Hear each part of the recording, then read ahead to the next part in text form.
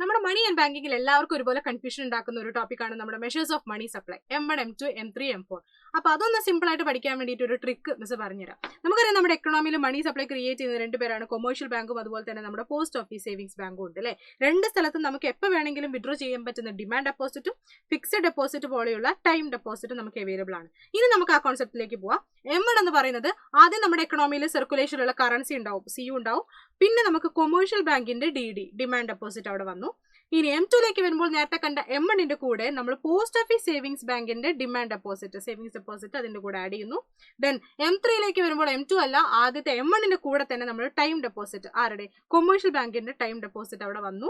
Then അടുത്തത് last one M4 ആയപ്പോഴേക്കും നേരത്തെ കണ്ട M3യുടെ കൂടെ പോസ്റ്റ് ഓഫീസിന്റെ എല്ലാ ഡെപ്പോസിറ്റും ടോട്ടൽ ഡെപ്പോസിറ്റും വന്നു. അങ്ങനെ നമ്മൾ നേരത്തെ കണ്ട എല്ലാ ഡെപ്പോസിറ്റും ഇവിടെ കംപ്ലീറ്റ് ആയി. ഇങ്ങനെയാണ് നമ്മുടെ മണി സപ്ലൈ ഉള്ളത്. M1, M2, M3, M4 വളരെ ഇമ്പോർട്ടന്റ് ആയിട്ടുള്ള ടോപ്പിക് ആണ്. എല്ലാവരും പഠിച്ചു വെക്കിയത്. ഇപ്പോൾ ക്ലിയർ ആയിട്ടുണ്ടാവും വിചാരിക്കുകയാണ്. Thank you.